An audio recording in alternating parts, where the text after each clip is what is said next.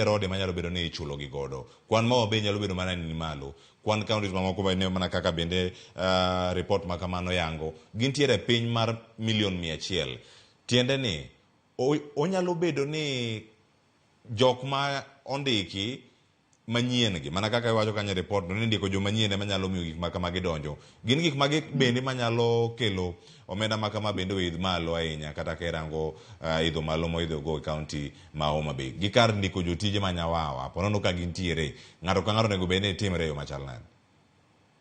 Erokamano Clewan, kang'iyo kaka budget ni nitiere gap kata fuok maduong' e budget manyiso ni nitiere ng'ikruok iluongo ni weak control system ma Homa Bay nyalo bedo go.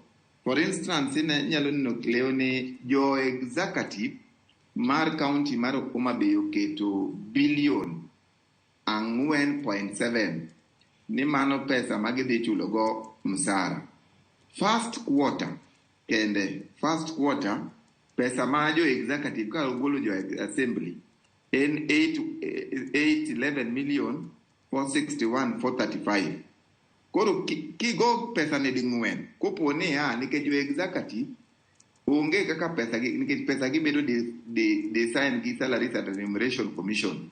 Pesa ne di go de ng'wen e quarters ang'wen manyiso ni pesa ma ginyalo bedo ni ginyalo tiyo go ka financial year rumo en about 3.2 billion.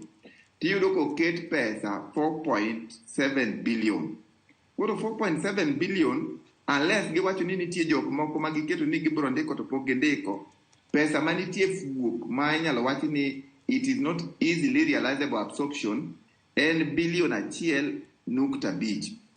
Manyiso ni king'iyo counties gi pesa oketi osara ma reality ni kaka first quarter wuok kopo ni ni musara nikech musara mar ng'ato en standard unless with a little annual increment. Iyudo ka giketo pesa moko man gi fuok ma cannot easily accounted for manyalo romo billion. Koro magi emigawo monego bed ni at the point ma ji time budget